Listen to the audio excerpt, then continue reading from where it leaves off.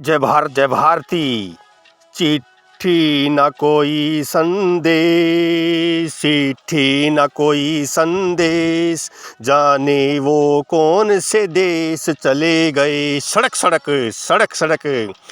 प्यारे विद्यार्थियों, आज हम कक्षा 3 में महक अभ्यास पुस्तिका में पाठ 87, 88, 89 का हल करेंगे और मैंने सीख लिया 21 का हल करेंगे। आओ शुरू करें। पाठ 87, मैं सड़क हूँ, मिट्टी पत्थर और डामर से बनी हूँ। डामर और तरकोल एक बड़े अजगर की तरह मैदानों जंगलों और पहाड़ों के बीच से गुजरती हूँ। पेड़ों की छाया के नीचे से होकर मैदानों को पार करती हुई गाँव को शहरों से जोड़ती हूँ। मैं कहीं कच्ची हूँ तो कहीं पक्की, कहीं मैं घुमावदार बनी तो कहीं एकदम सीधी सपाट। स्कूल, कॉलेज, अस्पताल, महल, झोपड़ी, बाग बगीचे, हाट बाजार और भी न जाने कहाँ कहाँ मेरी पहुँच है। गाय भैंस के झुंड मेरे ऊपर से गुजरते हैं तो मैं अपना दुख दर्द भूल जाती हूँ। मेरे बाजू में हरे भरे पेड़ों की छाया मुझे अच्छी लगती है। गर्मी के दिनों में पैदल चलने वालों को भी इनकी छाया में आराम मिलता है। दुख तब होता है जब मेरे ऊपर कूड़ा करकट फेंक दिया जाता है। कितने ही लोगों ने मेरे ऊपर थूका भी है। कई जगह मुझ पर छोटे छोटे गड्ढे बन गए हैं जिनसे मुझे ही नहीं लोगों को भी परेशानी होती है।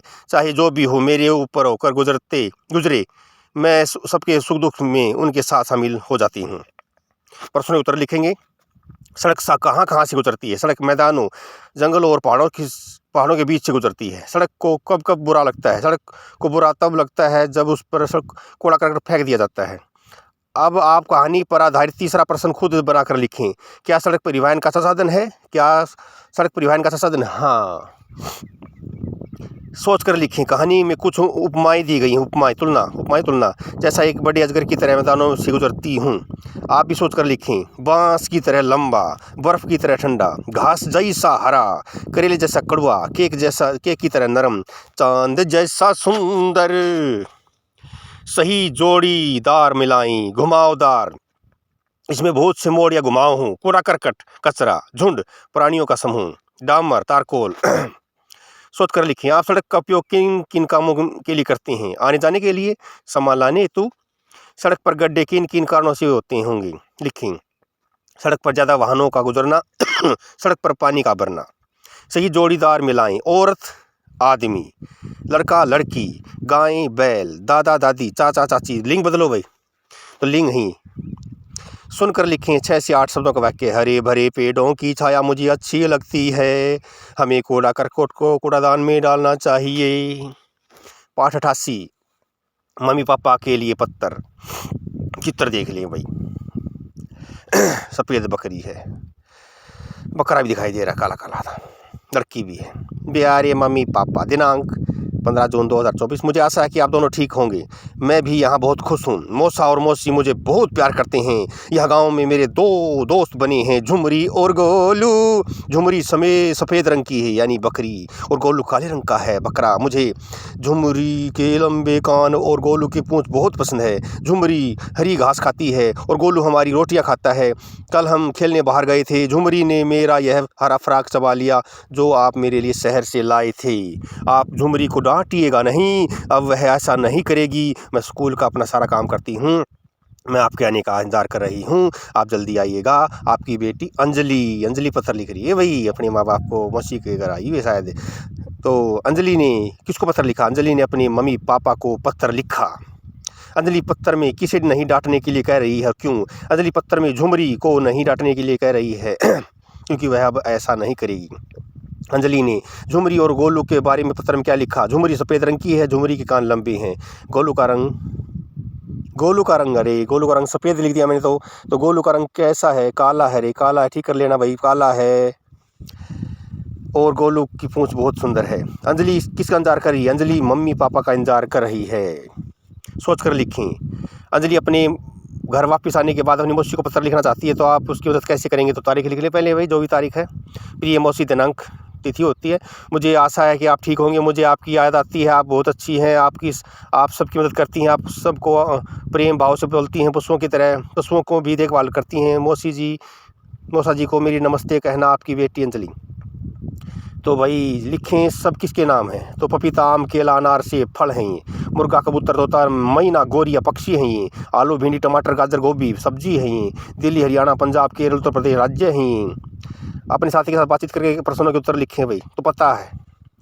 तो 2-4 पते तो जानते ही हैं बच्चे। लिख सकते हैं कि मामा का घर कहाँ है, कौन से गाँव में, कौन से ज़िले में है, या बुआ का घर, बुआ कहाँ पर शादी की गई है वहाँ पर। तो 2-3 पते या मौसी का घर है, तो 2-3 पते बच्चे लिख सकते हैं रिश्ते नाते के आधार पर। मामा कहाँ रहते हैं, उनका जिला भी लिख सकते हैं, राज्य भी, पिन कोड भी। पाठ 89 माली और बंदर की दोस्ती। माली और बंदर की दोस्ती। माली के पास एक बाग था। वह मेला देखने जाना चाहता था, लेकिन उसके पीछे पेड़ों में पानी कौन देगा, यह एक समस्या थी। बाग के पास ही बंदरों की एक टोली रहती थी। माली बंदरों के सरदार के पास जाकर बोला, आपसे मुझे एक मदद की आवश्यकता है। उसने अपनी समस्या सरदार को बता दी। सरदार ने उसकी मदद के लिए हाँ कर दी। सरदार ने बंदरों को पानी देने के लिए बाग में भेजा। बंदर पेड़ों में पानी देने तो गए, लेकिन उन्हें यह समझ नहीं आया कि किस पेड़ को कितना पानी कितना पानी दिया जाए। उन्होंने सरदार से पूछा, ये कैसे पता चलेगा कि किस पेड़ को कितना पानी दिया जाए? सरदार ने कहा, जिस पेड़ की जड़ ज़्यादा लंबी है उसको ज़्यादा पानी, और जिस पेड़ की जड़ छोटी है उसे कम पानी। सभी बंदरों को यह बात समझ आ गई। बंदर वापस बाग में चले गए। कोई बंदर पेड़ उखाड़ता तो कोई उसकी जड़ को नापता तो कोई पानी दे रहा होता। इस तरह बंदरों ने सभी पेड़ों को उखाड़ दिया और बाग में पानी भर दिया। जब माली वापस आया तो बाग को देखकर हक्का बक्का रह गया।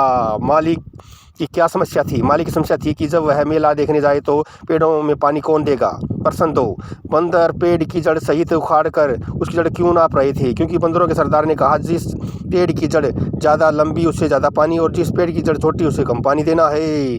माली जब वापस लौटा तो क्यों हक्का बक्का रह गया? माली सभी उखड़े पेड़ों को देखकर हक्का बक्का रह गया। आपके घर या स्कूल में पेड़ों को पानी कौन देता है? कैसे? हमारे स्कूल में माली पेड़ों को पानी देता है। हमारे घर में मम्मी पापा पानी देते हैं। तो स्कूल नहीं, यहाँ मम्मी पापा। मैंने सीख लिया किस। नदी किनारे एक नाव खड़ी थी। बंदर ने कहा, चलो नाव की सवारी करते हैं। बंदर, भालू, घोड़ा और खरगोश नाव पर सवार हो गए। हाथी किनारे बैठा देख रहा था। नाव चलाए कौन? भालू ने कहा, मैं चलाता हूँ। मगर नाव जैसे ही आगे बढ़ी, नाव डगमगाने लगी। खरगोश चिल्लाया, मुझे खत उतारो। हाथी झट से नदी में आया। सब फटाफट हाथी पर चढ़ गए। प्रश्नों के उत्तर देते हैं। नाव पर कौन कौन सवार हुए? बंदर, भालू, घोड़ा, खरगोश। नाव कौन चला रहा था? भालू। नाव क्यों डगमगाई होगी? सही संतुलन न होने के कारण भाई, सही बैलेंस नहीं बना। अब सुनकर वाक्य लिखते हैं। मिट्ठू नाम का तोता रमेश के साथ रहता था। मोगू को कहानी सुनना बहुत पसंद था। अब ग्रुप 1 और ग्रुप 2 के आधार पर टीचर काम देगा, अभ्यास कार्य देगा। जय भारत, जय भारती।